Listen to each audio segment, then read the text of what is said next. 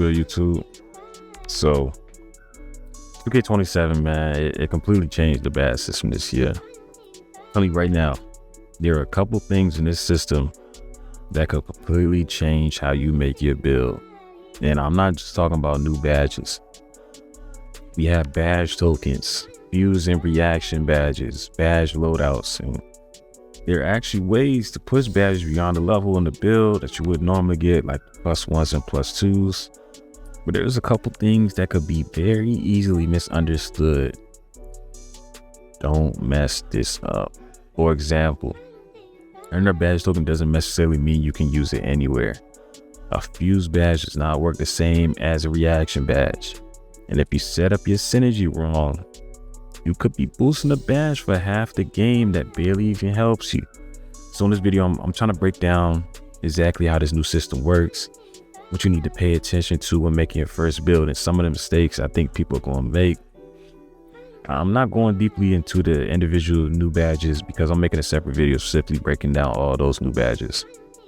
This is one making sure you really understand the badge system and how it works. So let's get into that.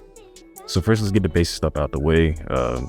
I think 2K27 now has a total of 53 badges with 19 new badges. But like I said, I'm gonna make another video explaining those badges.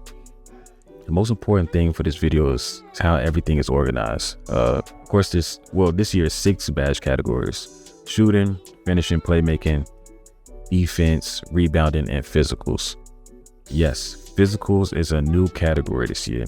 And every single build starts off with 20 badge slots spread across the 6 categories. Now, pay attention to the wording here. It starts with slots. This does not mean you start with every badge you want already equipped. You still need badge tokens to actually fill those slots. We're going to get into that. And this is where I need you to understand. Badge tokens are basically the currency you're using to equip your badges this year. When you're making your player, the builder is going to show you which badges your build qualifies for and how many badge tokens those badges cost.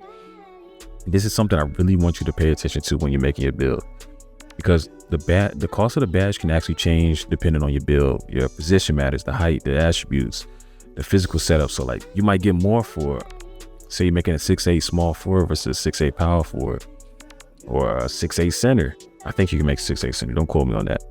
I think you can, if I'm not mistaken though. Yeah, you can. Yeah, so disregard that. So all those can qualify for the same badge, but not necessarily have the same cost to use it. That's why I don't think copying somebody's attributes is going to be enough this year.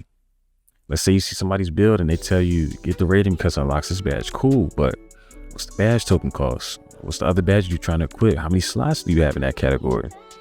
What are you sacrificing to fit that badge?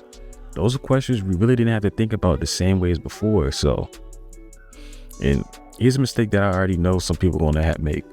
They're going to see their build qualifies for this badge and automatically assume they're going to have that badge. That is not how it works. Once your attribute meets the requirement, the badge becomes available in your inventory.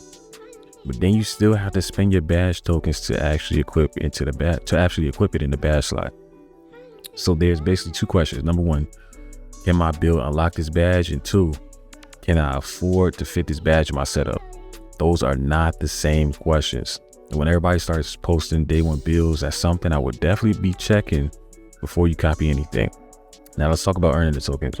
Instead of grinding each individual badge separately, you got a progress meter for the 6 categories. So if you're constantly shooting, your shooting progression is going to increase. And if you're finishing at the rim or finishing just period, you're building the finishing progress, and playing defense builds defense, rebounding, so on. You can also work on the progress, of course, like team practice and Gatorade workouts, but here's what a mistake can happen. Tokens you earn through in-game progress they're locked to the category you earn them in. So say you grind out a bunch of defense, you can't just say I'm actually going to put these in shooting. Those tokens only stay with defense. Now there are bonus tokens and bonus slots that can be applied to any category, and that's different. That's when you get into the crew awards and all that good stuff.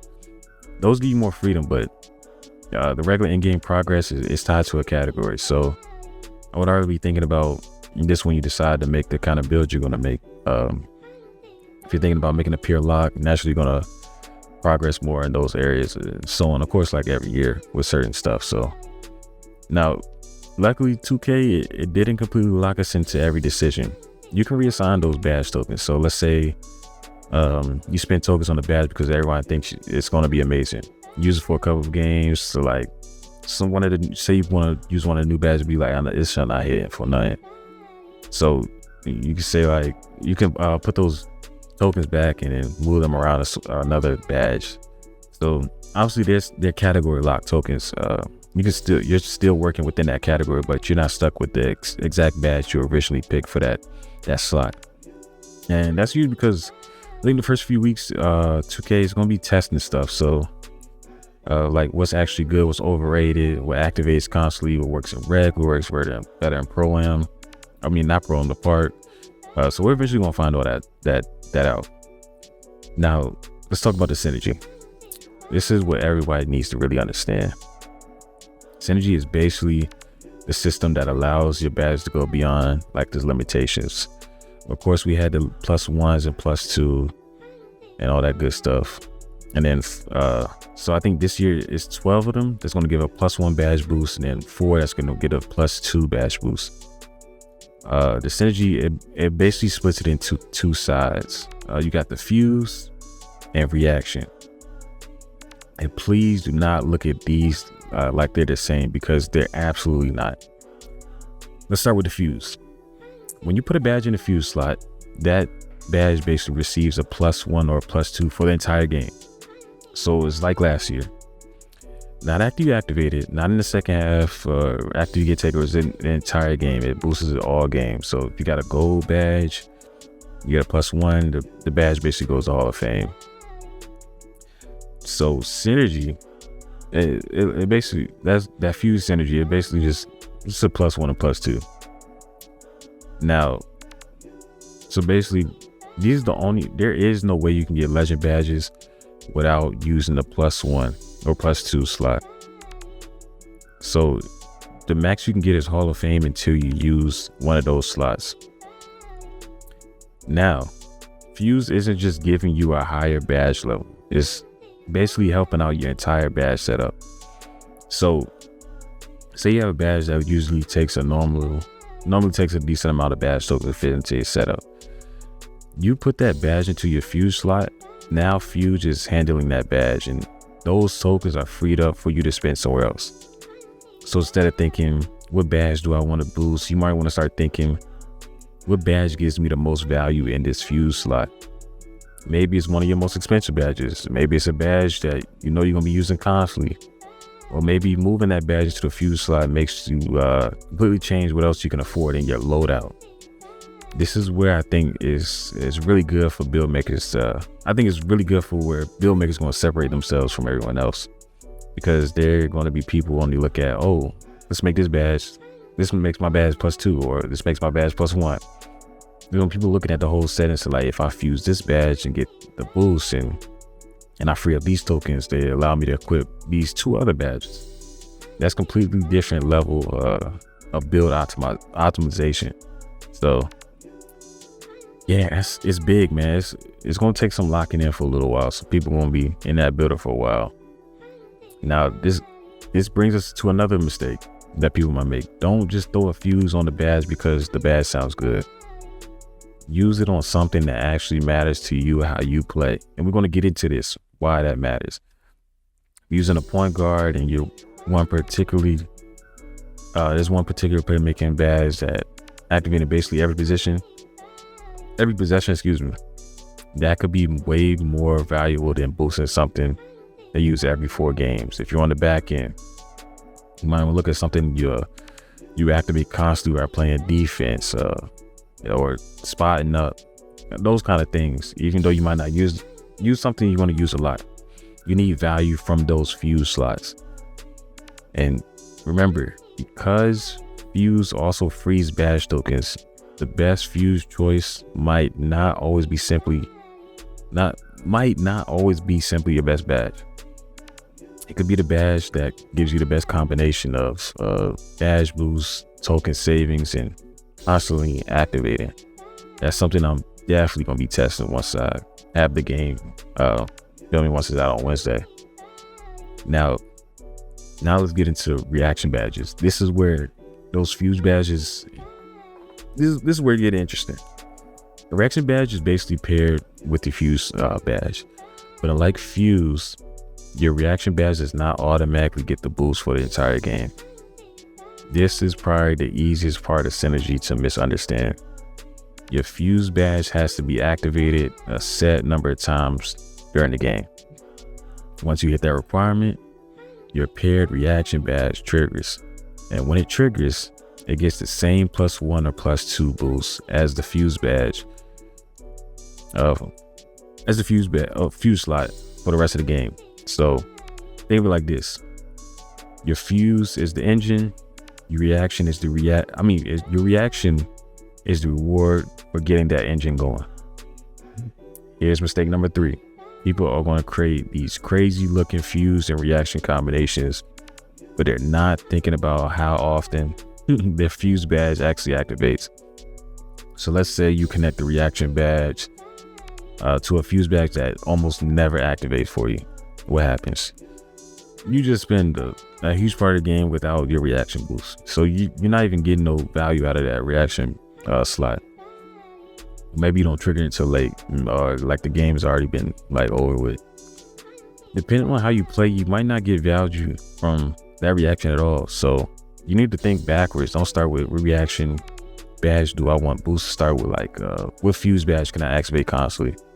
Then look at reaction badge would benefit from being paired from it.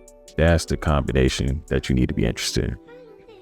So here's an easy hypothetical example. Let's say you're a guard. You get a fuse badge connected to something that your playstyle activates constantly. So say you like to pass a lot, dimer.